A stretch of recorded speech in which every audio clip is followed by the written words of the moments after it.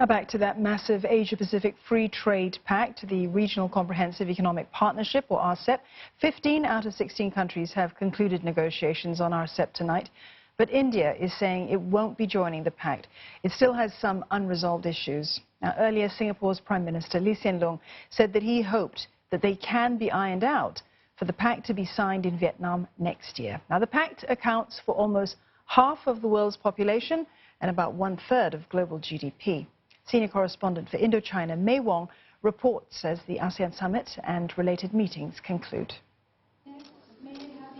About 20 ministerial meetings, more than 28 rounds of negotiations, and 7 years on, RCEP country leaders indicate the pact will likely be signed in Vietnam. Negotiations have seen ups and downs, with fingers pointed mainly at India for holding up the deal. Delhi is concerned local players will lose out to cheap products from China. Prime Minister Modi's intervention at the RCEP summit just now, I think, made it clear that he had fundamental concerns from India's point of view that RCEP did not achieve his objectives, and therefore I think it will be quite some time before those issues can be overcome. Premier Li Keqiang says, 临门一脚. That means you're at the goal and you need one more kick to send the ball into the goal, into the net. And that has not yet happened. But nevertheless, this is a very major step forward for the RCEP. There's a tremendous progress for which we have to thank the negotiators from all of the countries.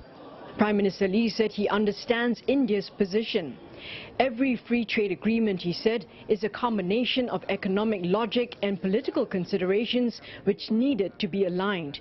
Each country will have to decide, but I think everybody has agreed to the language of the chapters, the substance of the agreement. Whether every country signs or not, we cannot say now. We do hope that we will be able to have 16.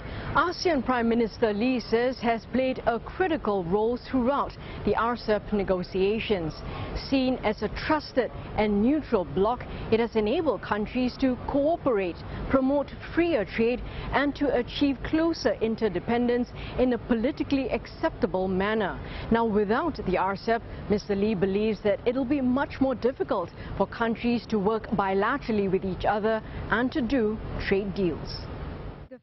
Speaking at the ASEAN +3 summit, Mr. Lee emphasized the importance of enhanced financial and trade cooperation to help ensure the region's long-term economic resilience. Besides economic concerns, Mr. Lee also highlighted political challenges. These include the ongoing South China Sea dispute between China and 5 claimant states like Vietnam and the Philippines, and Myanmar's Rohingya refugee crisis.